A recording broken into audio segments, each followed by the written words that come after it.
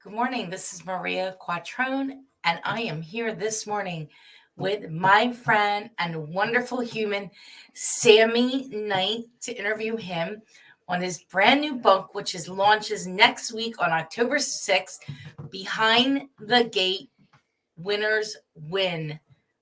Welcome, Sammie. Well, thank you, Maria. What an honor to be here with you again, and I hope that you're doing great. And I wanted to mention one thing to all of our friends down in Florida. We're praying for you. We're praying for them. Yes. It's a shame what's going on down there. Oh, So here we are. Sammie wrote a book. It's being launched next week, and I wanted to get the opportunity to read the book this week. And I printed the book out because it's not out yet. So, well, this isn't the whole book. These are just the pages I wrote on. So we're gonna go dive deep right now, and we're gonna get right into it. Uh, Nobody said it was easy. They said it was worth it. 100%. 100%. There's so many things that we do in life and we get frustrated and we back off and we never finish and all of those things. And when we finally do kick it in gear and we do complete our I'm going to say our plans and our task to the fullest. And we look back, all the pain and suffering that we went through to get there really wasn't that bad. But the value of the victory is always worth it. The value of the victory is always worth it. Hmm. hmm So I read the whole book. Um, really cool stuff. Oh, A lot of things to dig into. It was a great, easy read and totally relatable and understandable. So people should know that. But there's a lot of little things that you mentioned in the book that we can dig into to go a little bit deeper around them. And I highlighted a lot of things. So we'll start with I wrote behind the gate because something beautiful happens when people take their guard down and let people in behind their gate. yeah. I mean, if you think about what we do, we build many gates around us and oftentimes they're for protection, and we should have some of those. But at the end of the day, you're not only are you blocking anybody from getting in, but you're blocking yourself from getting out. And so we need to open those gates and let everybody see really who we are and what we have to offer. And, so that we can take full advantage of the opportunities as well as others can take full advantage of the opportunities. And so Mm. I've always been one that heard people say, well, so and so's got their wall up. Well, to me, it's a gate because a wall, you got to tear it down, a gate you can open. Gates you can open. See, I love that. I love that mentality. Gates you can open because a wall, and a lot of people say that. A lot of people like, oh, they have walls built around them. But you're right. To me, a gate can be a prison, a relationship, a partnership, and more. Yeah. I think those gates become our safe haven, and there's nothing wrong with having a safe haven, but you yourself, as well as many others that you and I both know, understand that when you kind of open up and let a little bit of that, let's say, suppress some of that fear, how much more you can accomplish and how much more you can get done. And so open that gate and walk through. You always come back and close it, but I think once you do, you see just a totally different picture and a much better upside ahead of you. And so you also say that gates can be both good and bad. Who are you keeping from entering your gate and why? Yeah, yes. I mean, the bad side to me is you're keeping yourself in. Um, the people that you keep from your gate, you keep from coming in is there's a reason, and why do you keep them out? And it could be very valid reason that there's some memory or you reminisce about something in your past that it just keeps you in that safe haven. But if we operate our world in fear, we'll never be able to uh, really excel at what we can do and where we can go. And that fear is the false evidence appearing real, right? Yeah. We talk about that a lot because there is fear that people have. We're going to be writing this in a book collaboration called Fearless Female Leaders or Untold Stories Revealed. So it's all about like feeling the fear and doing it anyway. Here's something that my dad told me a long time ago, and I've kind of lived by it. Look, I've made more mistakes than anybody will ever be able to list. If you ever want to compare lists, give me a call. You'll think you haven't done too bad. So, but my dad always believed that you have something that will help somebody else. If you don't share that, you're being selfish. And It's that's right. So I've exactly tried to be better. why you wrote the book. Mm, It's our obligation on this planet, my belief anyway, is we're here to help others. And we help them by through our story. yeah, cool thing is when you one day can look over your shoulder and say, man, look how successful they've become. Look how happy they are. And I had a little bitty bit to do with that. That's accomplishment. That's success. That's success. So one of the things I said here, most of what the book Behind the Gate is talks about is involves communication. If we Mm. all worked on listening more, not assuming what people meant and adjusting our tone would go a long way toward getting our point across and people feeling like we understand them. Yeah, how many times have you been in a setting where you start a conversation and someone makes an assumption of where you're going with your conversation and they try to jump in or say, "Oh yeah, I get it because this is what you're talking about," and you're really not. So you always should say, "Hold on, let me finish this point so that we can both be on the same page." And it's all communication driven. We're in a world of, hurry, so let them finish so that y'all can move forward together. Don't try to make assumptions and feel like this is the path they're going down because about 90% of the time you're wrong. That's right. That's right. I love this quote that you included in life lessons. The very best thing you can do for the whole world is to make the most of yourself. And that's Yeah. unknown, an unknown. Who wrote that? And I believe that to be true. I believe that we're here to be the best version of ourselves and to find a way every day just to get a tiny, tiny, tiny bit better. Yeah, like I say, I had to learn the hard way along the way about being the best I can be. And when my father would say, heard the pop from my head coming out of my behind, he um, he was so right because people are watching. And I had the coolest thing happen yesterday, and this is kind of an example of people watching. Is my grandson sent me a text yesterday. He's 12, and he said they call me Big, and he said, "Big, I have to interview an entrepreneur. Can I interview you?" And I was like, I just I just turned in a bowl of goo. Oh, that's crazy. Phone. I'm sorry for that.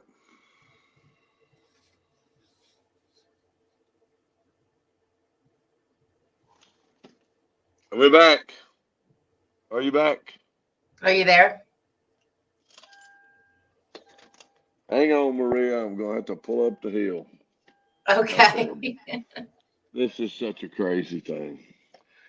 We have a college town here, and when the football games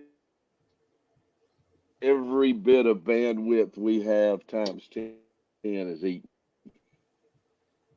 Too many people. So let's try this.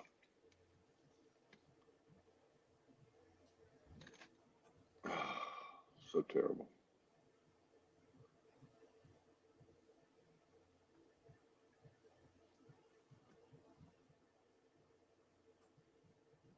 Infuriating. Hey, you're back? I'm here. Golly, this is so. My sincere apologies. It's just terrible. How about now? You still got me? I can hear you. So I wrote down, I highlighted this. I became detached from me and focused on we.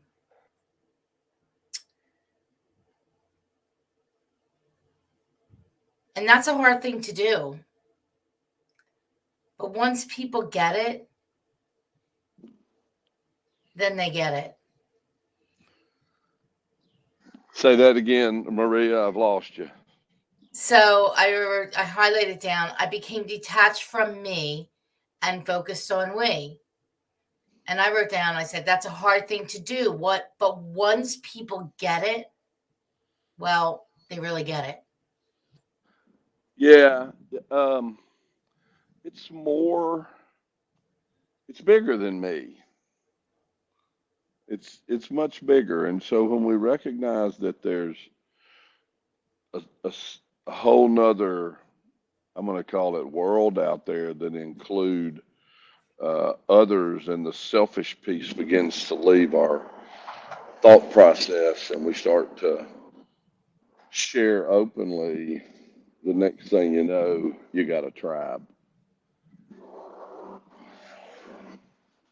I love that. And that's how it's built, Yeah. right?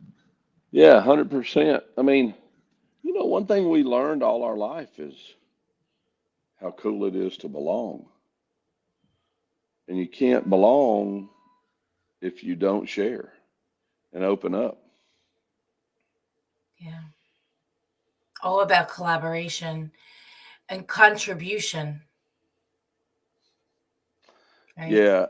Yeah, and don't be afraid to, if you see somebody that needs a little advice that you feel like you can help them with, don't be afraid to share it. I had somebody a long time ago, and there's a chapter in the book about this gentleman uh, that didn't have to do what he did, but he did.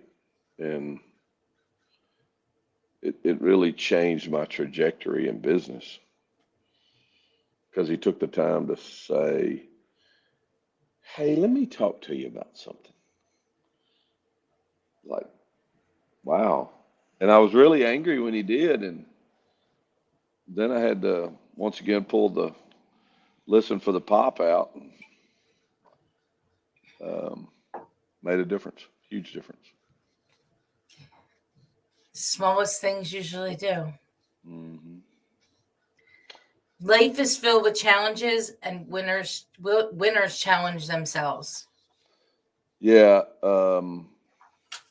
I think I think you really excel when you challenge yourself to be better and better and better. If you wait for somebody else to come in and sit down and say, "Hey, I think you can improve. I think you can be better at this situation. I think whatever," you miss the opportunity. If somebody has to tell you, they've seen it, and you should always see it first. And so, push yourself. It makes a difference. Sometimes you can't get out of your own way. So, how many times have you heard that? How many times, since the first, what's so funny about that? Since the first time you heard that, how many times you said it to yourself? God dog, I'm in my dead gum way. What am I doing? You know? So I did had a lot of one-on-ones last week with members of our organization, and it was the same topic: people getting out of their own way. So then I looked inward and I said, "What? How am I getting in my own way?"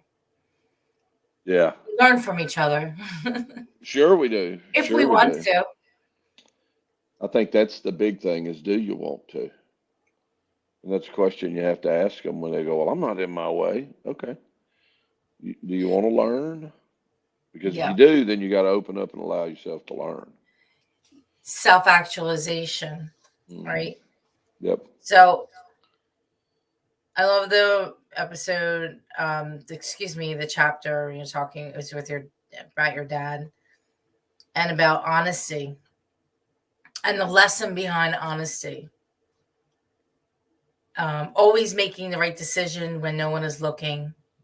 You're right. I bet he would have liked that. If you never have to look over your shoulder, your life will be filled with success, and that's called integrity. Yeah. My dad was the epitome of that. I had to learn it. But once it registered, it's a game changer. It's a game changer because that's something like it's with you. It's either with you or it isn't with you. Yep. Yep. And you And you either know, like live your life by that or you don't. Like there's not any really in between of it. no, there's no halfway. I agree. And like I say, I had to learn those things. And I'm better for it that I learned them. Um, I'm stronger that I applied them, and I was weaker when I didn't. Oh, it takes a lot of strength and endurance to always follow that, Hmm. doing the right thing when no one's looking. Yep. Nobody will know. Yep. Yeah, well, I will, and that's enough. Yep. And that's the key is when you finally realize I will. And that's the important part is you're right, I will, and will I have to look over? Yeah, there's probably things in my past I look over my shoulder, but not anymore, not out of fear. So That's right. I explain that. It's like, okay, well, I'm not going to eat the sugar. Nobody will know if I ate this little piece of chocolate, right? But I'll know if I ate it. yeah. It's like a little example. It doesn't, but it's all those little examples, and we don't follow what we say we're going to do. It eats away at our self confidence. And when we do the things that we say we're going to do, we keep the promises to ourselves. It builds confidence, Hmm. even those little tiny things. And then when you build confidence, you want more and you want to do more, right? So doing that extra like workout or the extra 5 reps. I love the book One More by Ed Milet. Have you read his book? I haven't, but I've heard a lot about it. I've Yeah. had a lot of people have shared a lot with me about it. Yeah. It's really pretty good stuff. I listen to his podcast. There's some pretty good people on. Really interesting people. But one of the things I have here, another Samianism, the contents in your heart coupled with the commitment in your soul are the difference between good and great. Yeah, it goes back to that integrity play and getting it all dialed in to some degree. That a man told me a long time ago. I had a pleasure of seeing him as a keynote speaker, and a long time ago, and he said, "When in charge, take charge, and always do what's right." You can't always do what's right by following just your mind. You have to have your heart and soul in the middle of it, and you will always do what's right. It's impossible not to. Mm, so good. Yeah. Your heart and your soul are your moral compass, so use them. It's when you can figure out that all it's all tied together. Hmm. The connection that you'll make for yourself is when you realize that it's all tied together. Yeah. Let your heart be your guiding factor for the decisions that your mind makes. You'll never be wrong. You never go wrong. So the only way to fail is to quit. That I've lived by that, and I've never seen anybody be able to challenge it. Failure is stop. I mean, that's all you can. If you fail, you stop. You know, you see people. Here's the way I think about it too. If you see people put a plan in place for business or life or whatever it may be, they have a target out there that they're shooting for, and a lot of times you'll see people say, "Oh, I can't make it there," and they stop and they start totally again and they start a whole nother path. And I'm the kind of guy that says, no, no, no, you never stop. You take your learning, you make adjustments, and you keep going because your target is still right. It's not wrong. The only way it's wrong is if you quit, then you fail. And I think stopping, starting over, adjusting your target is quitting. You don't know if you can hit that target till you get there. So you may have missed the greatest opportunity in your life by going, oh, it just became a challenge. Let me adjust the challenge. But I don't want to stop my trajectory on where I'm headed. Yeah, I've done that. I've aborted the mission. Yeah, you know, I had a young man educate me a few years ago. You've heard his name mentioned, Q, and he said his first year he wanted to do 250,000 in commissions and or 500,000, and I said, Q, man, that's awesome. I wanted to keep him motivated, and I said, buddy, you know, 250 in your first year would be huge. I just didn't want to let him down, you know. And he stopped me cold in my tracks. He said, Sammy, I don't have a plan B, which is exactly what I have always lived by. I don't ever have a plan B. I have adjustments I have to make. There's no doubt. But a plan B to me is a start and a stop, or a stop and then start over. And I've always been that way. He just had to remind me. Mm, But that's true. mm. And he hit his 500,000, by the way, by 3,000 bucks. First How year about it? as a real estate agent, and he's continuing to explode. But anyway, That's the pretty whole idea, impressive, actually. yeah, yeah. There's a lot of wows in that alone. Well, it's not having a plan B. I did that. I had a 2016, was trying to build the organization. By the end of the year, it was a disappointment. And I said, well, if I don't do something, I'm going to be broke. So I went back into sales, and I aborted the mission of growing a real estate company. And this year or a year ago, decided to, okay, let's start again. And here we are. And it's been a hard year. And Yeah, the easy thing for me to do is to go 100% back in sales.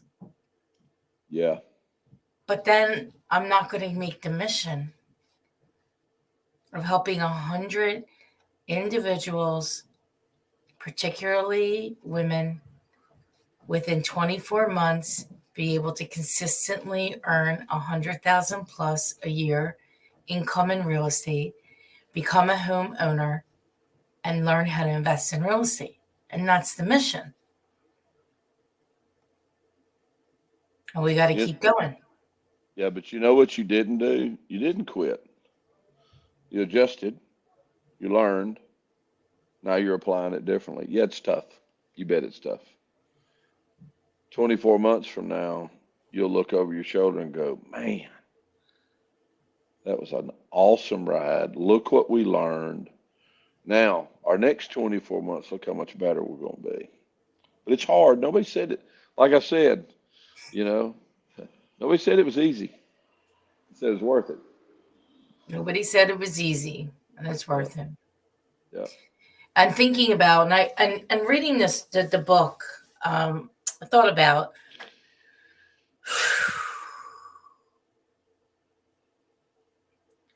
we learn every day, and we have to focus on not what's happening every day, but what the long term picture is, because there's so much shit that happens. And if we focus on those things versus, okay, yes, that's happening, but that's our focus is the mission. Let's go back to the mission. Okay, we can't worry about, you know, the market, the interest rates, things not selling, you know, overpriced listings. If that's our mission every day, we got a big problem. yeah. I made a post yesterday, I think it was, about, and it was the idea was given to me by a friend of mine, Mariana, and in a post she made. But I mentioned anxiety and energy, and they both take the same amount of energy. Both takes the same amount of commitment to have anxiety as to have excitement, not energy, but excitement. It takes the same amount of energy. The challenge comes with it takes three to five times longer to rid yourself of negative energy, which is the anxiety, as it does positive energy. So you got to fight to get that out of your system. So the key always is, if you're going to apply energy to something you do, it doesn't make sense to apply it into negative environment. Apply that energy into the positive and what you're working towards, just like you're doing with your company. Put all that energy in there, and it pays huge dividends. But if you let that anxiety get in there and that, oh man, this is hard. Oh, those five people just really ruined my day.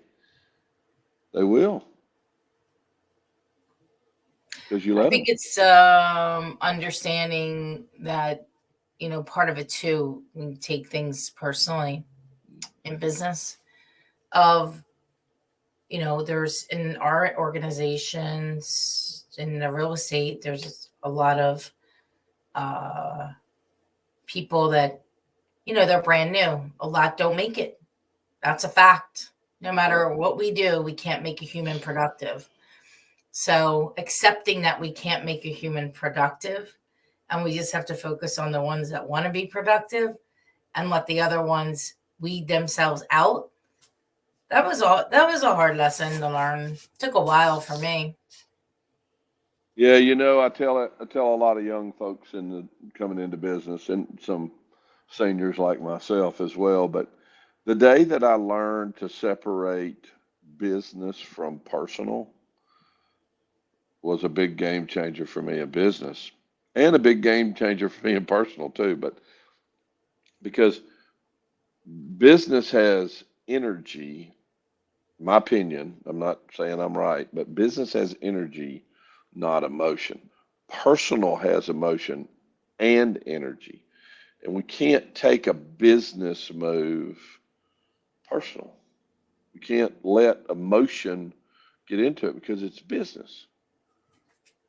And so I feel when you can separate the two and understand where they both fit, pride in what you do is something everybody should take.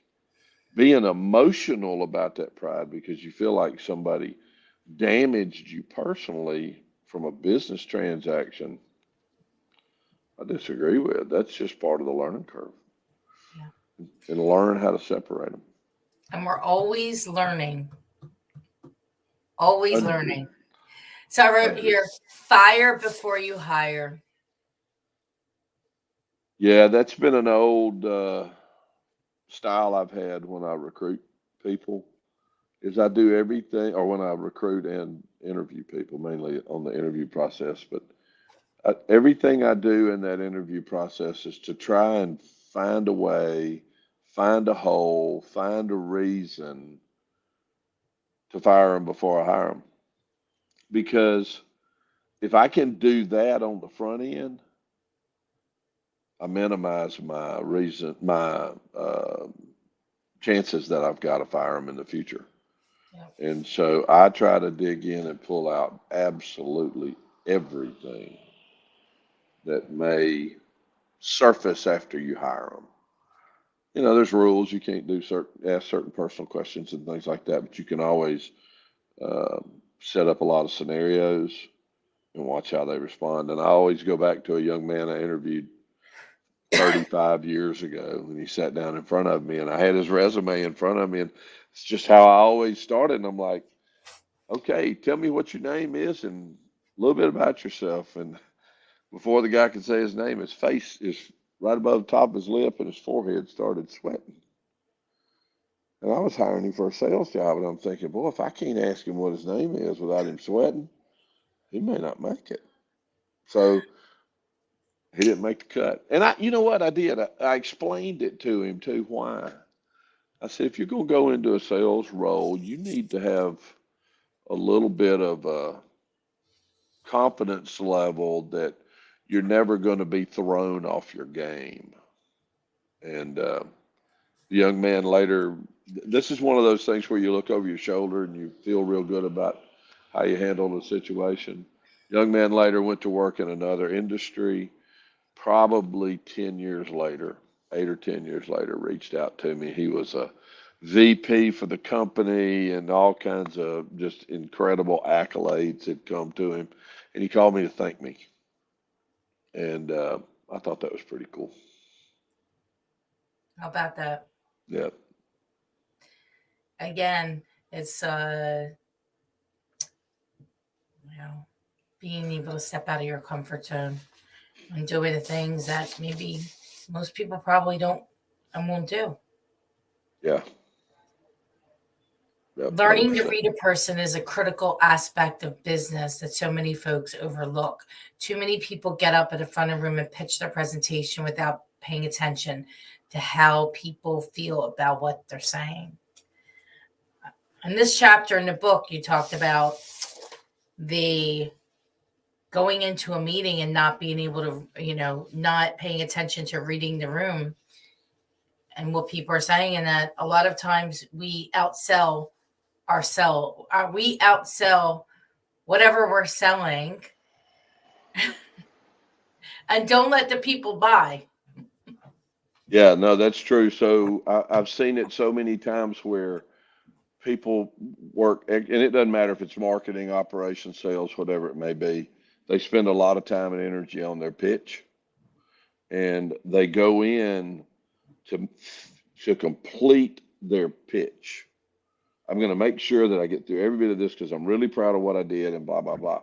If it's a sales pitch, at any time in there, you're pitching a buyer, and that buyer gives you the slightest door to open that says he's ready to buy or she's ready to buy, your sales pitch is over. You close your book and you say, now, how can I get that delivered to you?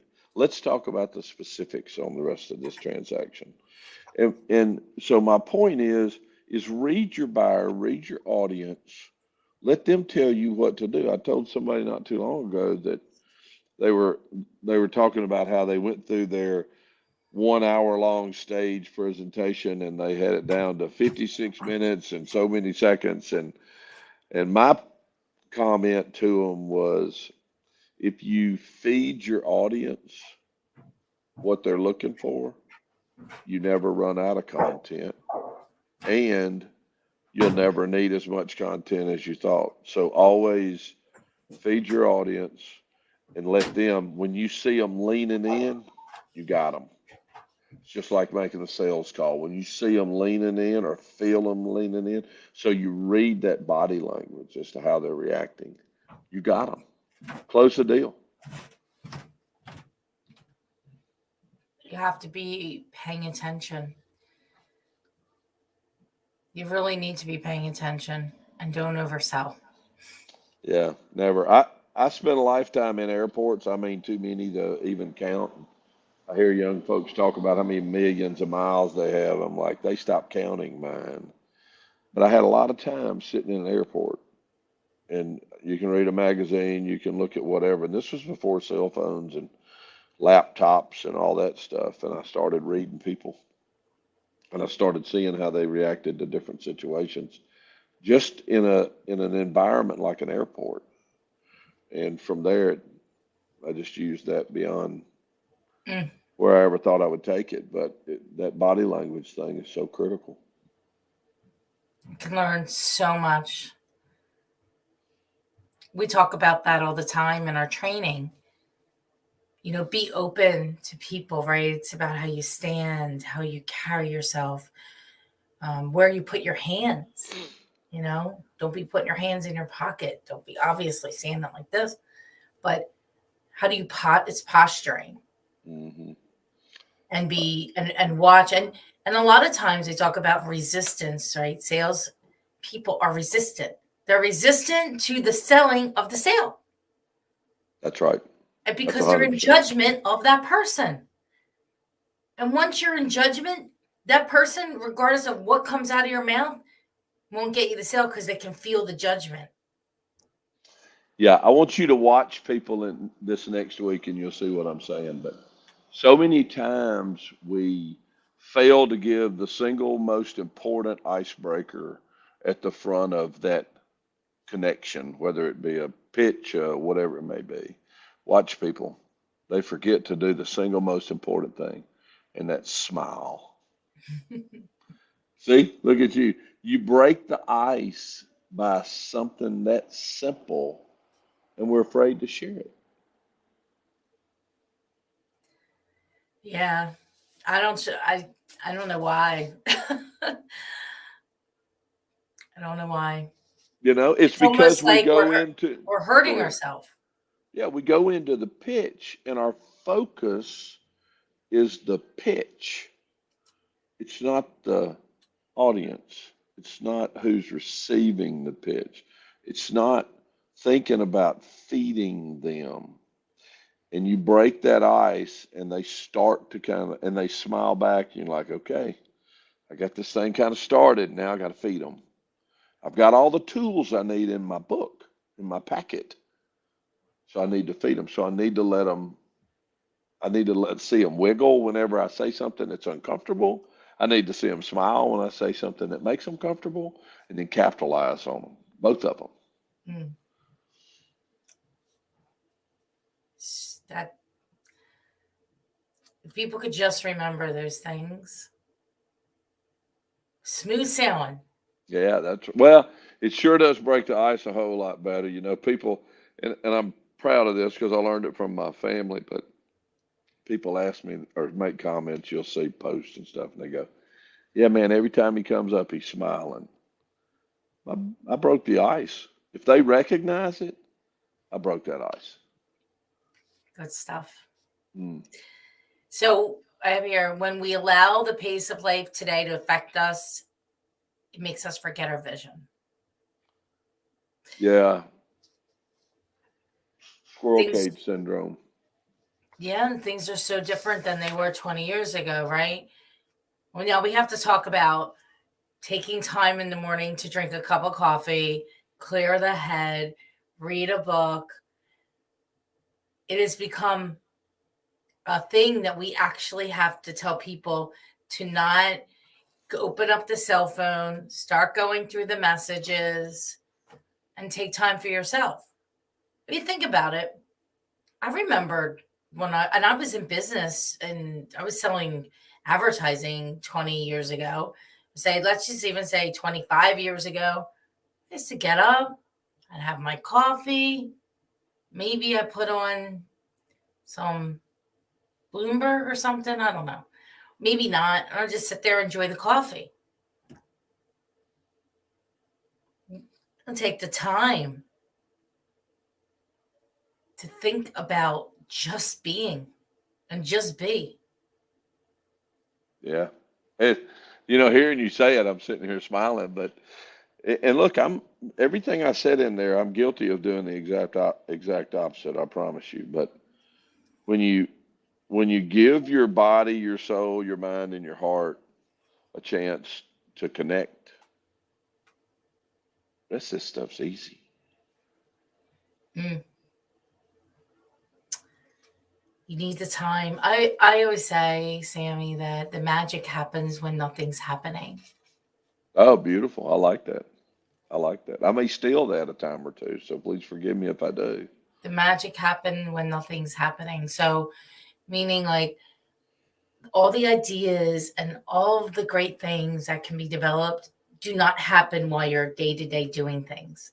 They happen when, gosh, I'm in the shower. That's like a great one for me for some reason. Or I'm taking a walk to wherever I'm going for a walk, or I'm at the beach and I'm just like sitting around, or I'm not doing anything. It always happens when I'm not doing anything, meaning I'm not working, I'm not in the field, I'm not training people, I'm not helping, you know, them work through a deal or doing marketing or this. Nothing happens during that time except for stuff, business stuff. But you can't think when you're in that mode Mm-mm. because you're in production, whatever production means for you. It could be on the sales side, it could be on the recruiting, it could be in training. But your ideas come when nothing, magic Yeah, happens, nothing happens. that's a that's a beautiful point, and I wish more people would hear that and pay attention to that because it's when clarity is at its peak and you allow the right things to come in, not the wrong things. Right. I love that time. It's like, mm. And then I make sure I try to make sure I write it down. Yeah. If you want to see somebody that does that, look at my notes section in my phone. I, I'll I'll just sometimes I'll just start a new note and it's a number that will jog my memory so I can go back and finish and Yeah. it, yeah, utilize that. Good for you. That's awesome, awesome, awesome.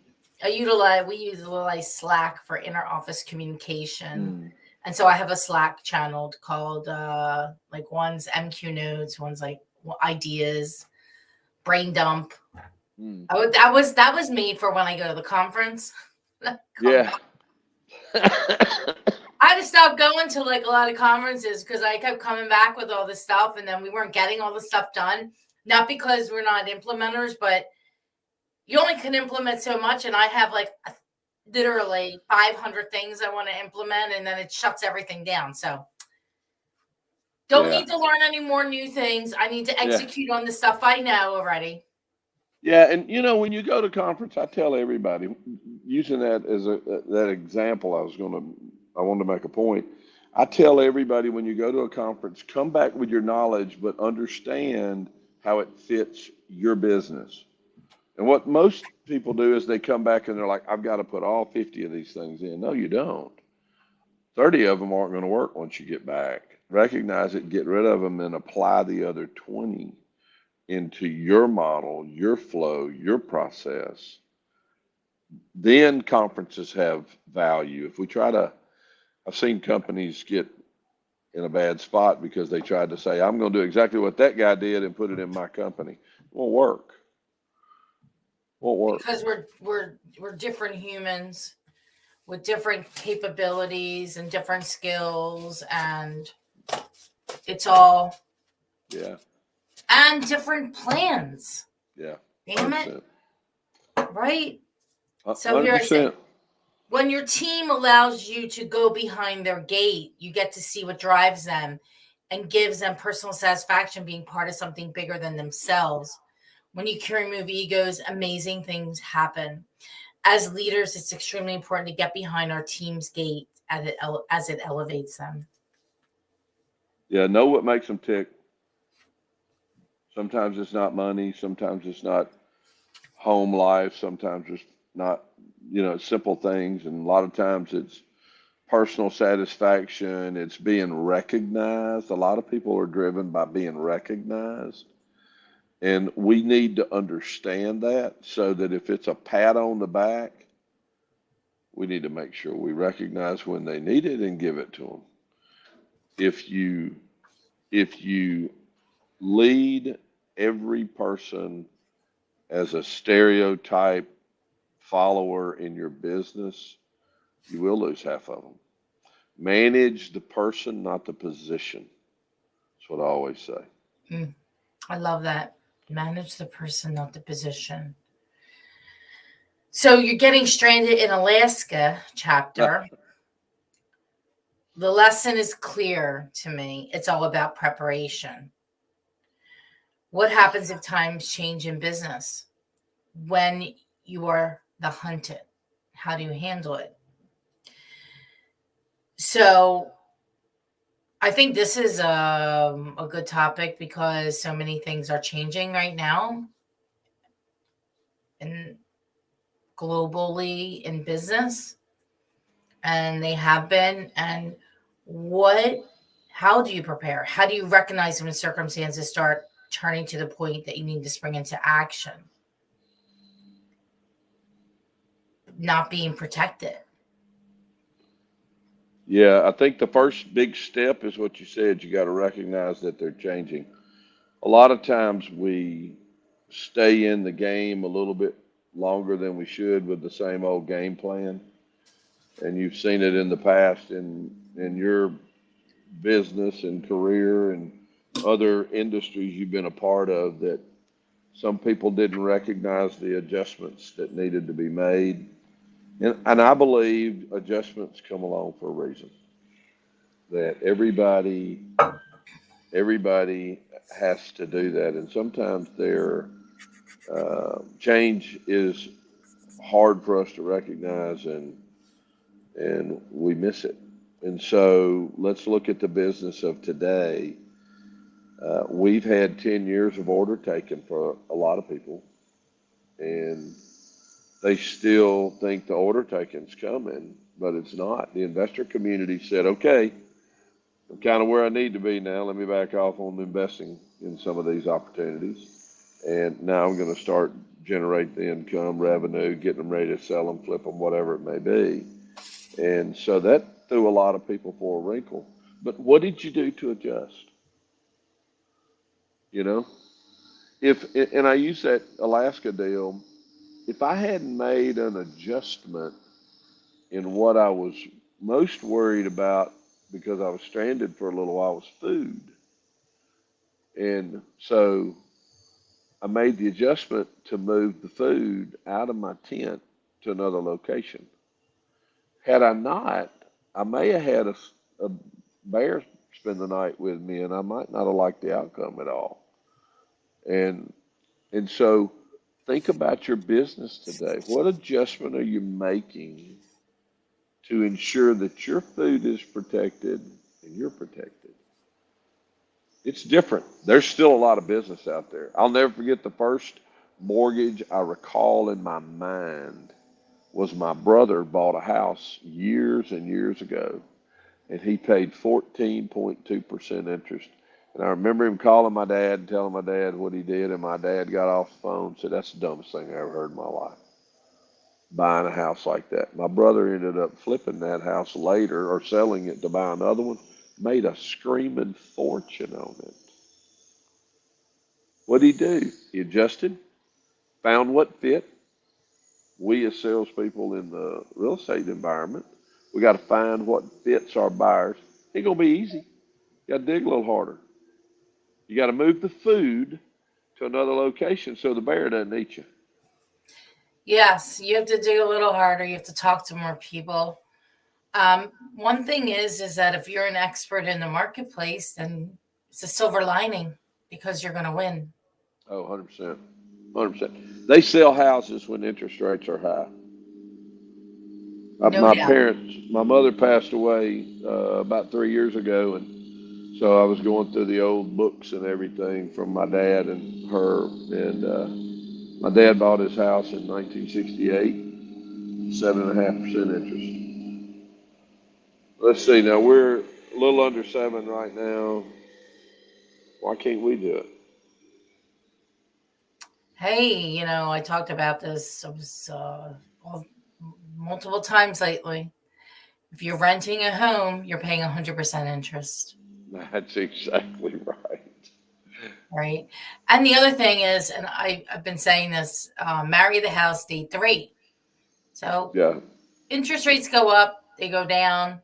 Look, we've enjoyed over the last many, many years them going, they did go up. They went to 5, they came down to 3, they went back up to 4, they came down to, you could refi a 15-year fix into 2.5. It is what it is. If you can afford the payment, and go ahead and make the move. Yeah, and I tell people when they say, "Oh, the payments," and it's hard. I get it. Look, I understand it's hard to budget when it goes up, but my payment's going to be $250 more. I ask them to look back 5 years. What were you making 5 years ago? What are you making today? And what tells you you won't make $250 more next year or the year after? It's up to you, you know. So we just get scared. But what we have to do is get out of scared, and we have to put into plans. I got a guy mowing a lawn. Sorry. And we have to put into plans things that's going to help us move to make stuff happen for not only us but for our clients. And so many times we sit in that cocoon and say, well, things are changing, and I'm just going to wait. No, you're not. It's going to pass you.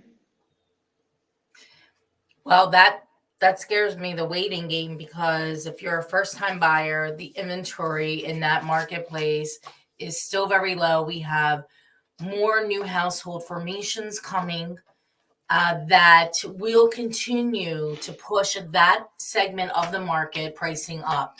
So waiting is not going to help the renter people, the first-time buyers. We went back to, we're doing our first-time buyer seminar in 2 weeks. We haven't done one in years. Yeah, right? awesome. So you have to be able, in whatever industry you're in, to be able to zig and zag. And okay, well, we did this business. Now that kind of went this way, so we have to focus this way. You just have to know how to roll with it, and you have to. One of the things I know, and I've been saying this is gonna since April, March, and everybody every single day. It's changing. You have to change the way that you are doing your work every day. It's going to require more. You're going to have to put more effort in. I'm going on Facebook Live. This is my 4th live this week, and I did a TV appearance. Okay? I explain we have to do more. We have to engage more. We have to be more out there. We have to educate and inform, right? So winning is a mindset here. Winning is a mindset with a never accept mediocrity clause built in. When we hold on to this way of thinking and use it to guide everything we do, we will only accept excellence from ourselves. Amen, sisters. Preach to me, baby. That was excellent. I'd like to can that and put that in front of all of my folks. Don't forget, the early salesperson got started knocking on the door. It still Knocking works. on the door. Do you know that was my first sales career? I was about 10 years old.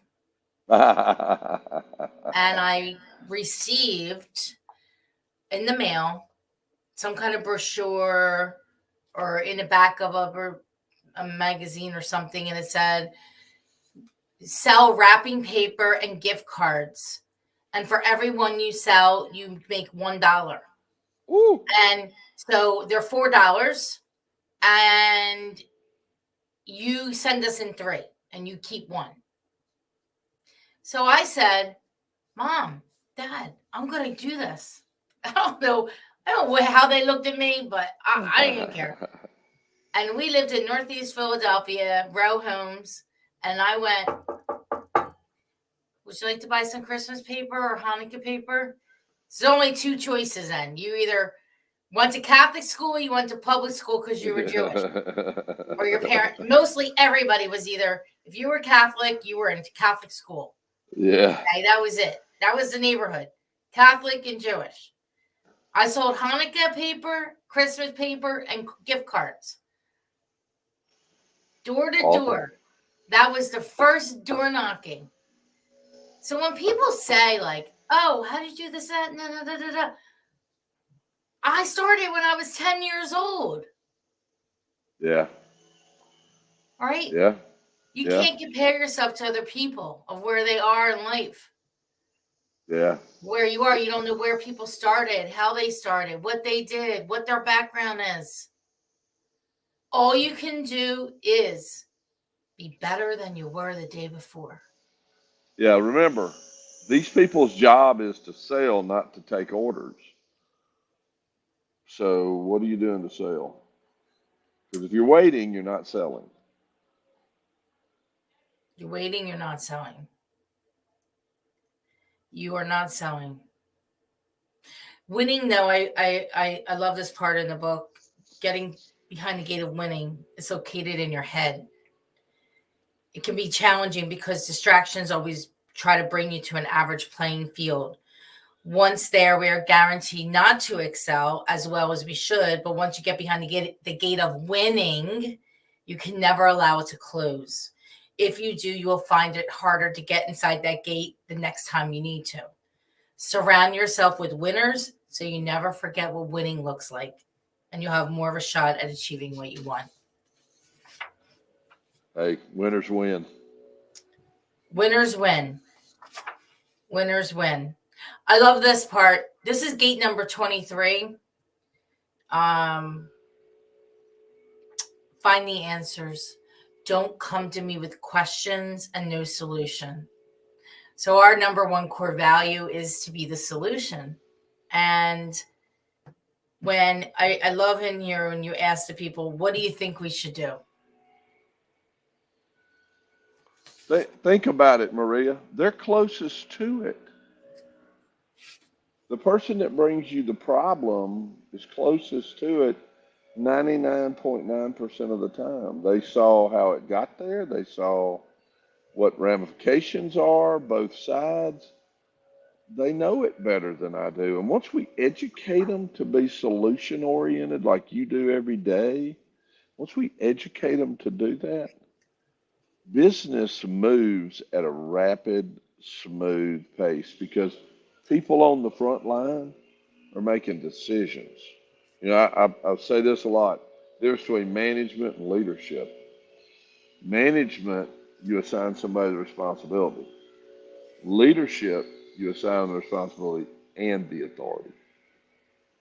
And so, how do we make them be better leaders? We got to help them wrap their hands around the solution so that all of a sudden they have the authority to make that call. That is key. That is critical to growth.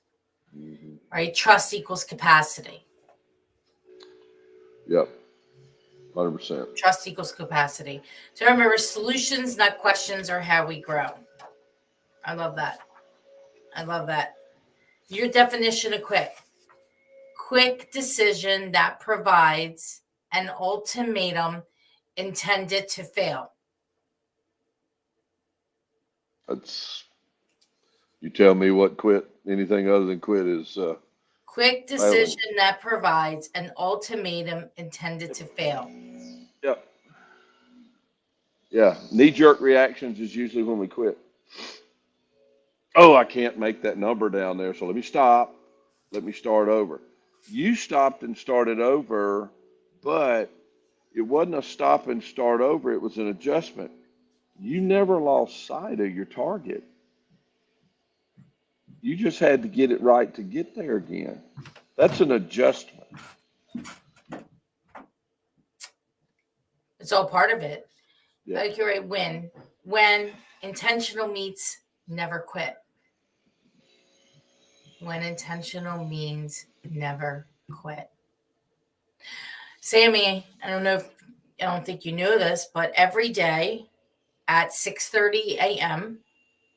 on my phone, it comes up.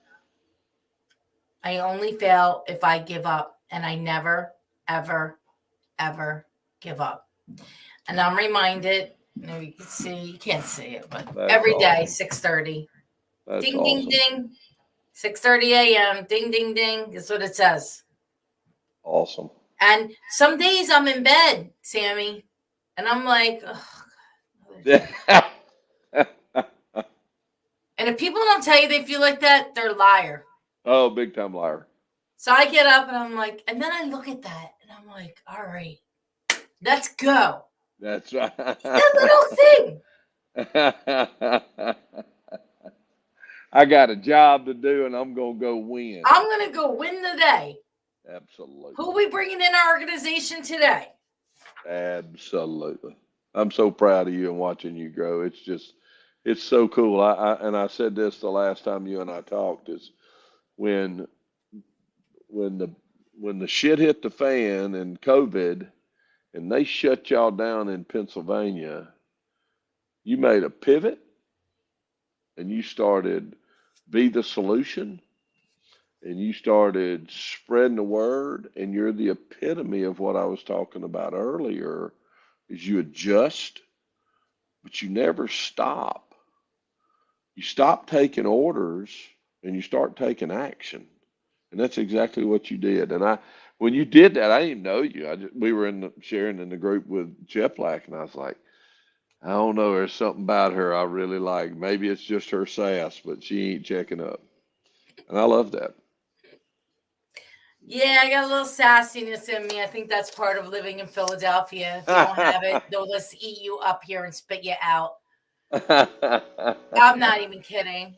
People say, well, how's she such a hard ass? I'm really not, but I had to like learn to adapt. Otherwise, I would have been eaten up and spitting out. No doubt. Yeah. No, I get it. It's not like living down the South where everybody's nice and they're smiling at you. No, they tell you in no uncertain terms, you know I'm going to say, I'm not going to say it. Yeah. F you. And No, I just but you took smile action. and I'm like, okay. Right. At the end of the day, though, it's all about relationships. It's all about just continuing to do the right thing. Keep showing up. Always do the right thing. When in charge, take charge. And if you surround yourself with winners, you're a winner. You do those three things and take a little action, there's nothing in front of you that's going to prevent you from being successful. Yeah. We just can't quit. And that's a lot of what I got from the book is that we just can't quit. And then heart, set, and confidence paired together are a deadly combination. It's one of the things I highlighted here also. First, you wrote, the first thing I do when I wake up in the mornings, I tell myself, you can do this. Whatever my current goal is, I feed myself confidence.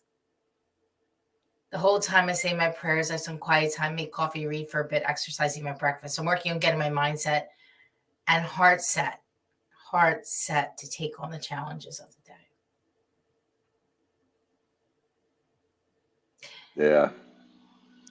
And we need the constant reminder of that because so many things there's distractions that come. And also saying the distractions that come, but the comparison of self to others.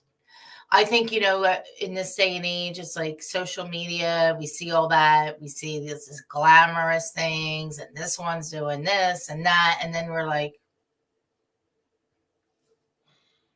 it's just the highlight reel. Back in the day, we used to look at Cosmopolitan and Glamour magazine. It was the same thing. We forgot about that, though. Because how many people are picking up magazines today, right? We had Glamour and Cosmopolitan. I couldn't wait for that stuff to come out. What's in 360 pages of life. Right? That's right. That's right. So I have a couple more things. We've been, have you ever given up on someone? Has someone ever given up on you? Have you ever given up on you? Never give up. Don't give up on you. And you will never lose. Yeah, that's kind of self-explanatory, but it's a scary time when you quit on yourself. And that's, quitting is bad. Quit on yourself is, I mean, that's almost closure, you know? Yeah, you made a few mistakes. Well, Like I said earlier, that's death. Quitting on let's, yourself is like death. yeah, it is. And and never let somebody else quit on you, because if they quit on you, you basically quit on yourself. So don't allow that to ever get in your head. Look, think about how this country was settled. These people were on in the fields in a farm, and they had a mission, and they didn't give up on themselves, and they didn't give up on their mission. Just like you have a mission and you drive that mission with your core values, you're here doing what you're doing because of that. So nobody can, if you quit on yourself, you're toast. And I'm so proud of you for, recognizing that you had to make an adjustment. It'll pay off. Hang in there, I promise. Can't abort the mission. That's another thing. People give up too quickly, right? So our mission right now, we've been on the mission. We launched in December of last year. So we're not even a year in. And it was not an easy thing at all. Lots of learning, lots of adjusting, lots of tweaking, lots of money spent, investment, I should say, and a lot of lessons along the way. Yeah. But Yeah. you can't go backwards. All you can do is go forward and say, what can I continue to do better? And what's the next thing right I can do? Yeah. And this is gate number 32. The little magic something, pixie dust. That's one of my favorite stories. This gentleman gave me this comment that's in the book there, and what he was saying was really simple. When we applied that little bit of effort, energy, whatever it takes to move us forward, he called it pixie dust, and it's magic, and that's what it is. So it's not something you can touch. Nope. It's not something you can touch. It's the little bit of magic that makes it all work. Yep. 100%. You believe that pixie dust is people and their commitment to the steps it takes to meet the goal. 100%. 100%. So P&L, say P&L, people always talk about P&L. Well, most people think P&L, profit and loss, but P&L, people and lives. 100%. We can go back each and every day and focus on their people and their lives, their families. How can we contribute to them? And so for myself, for years, it was about me, like me. I can admit that because I thought that everybody around me was there to serve me. No. Took a while to figure out that I'm here to serve everybody else. And how can I support you to be a better human, to be a better mother, a father, person? What can I do? How can I support? So I ask that every day. How can I support you today? Yep. 100%. And then you got to let people do their thing. 100%. Catch them when they fall. Right. Don't let them fall. Catch them when they fall. And most of the time, there's never a mistake that we can't figure out. 100%. All of my life of managing and leading people. Once I finally got in their heads, you can't mess something up so bad, we can't fix it. So let's go. Because one, I'm not going to give you the rein until I know you're ready, but I'm going to give you enough rope every time so that you can, at least if you stumble, we catch you, but you learn. But you cannot do anything we can't fix. You can do something that we can't survive on, and that's stop. If you stop, we can't survive on that. It's all about giving them the reins and allowing them to do what they need to do. As long as, so I think it like somebody may not be doing the job that great, so it's our responsibility to get them the training that they need. We 100%. can't train them. We have to get someone else that can train them. And the first thing, I look at and say, are they loyal and are they commitment and are they a good human? Mm-hmm. And if they're loyal and they're committed, and a good human, it's my responsibility to provide them with that career path and make them successful. Yep. 100%. So a lot of times we just want to get rid of people. It's easy. Until you learn that. Yeah, it's easy, but we don't win. No, and it takes so much from the organization.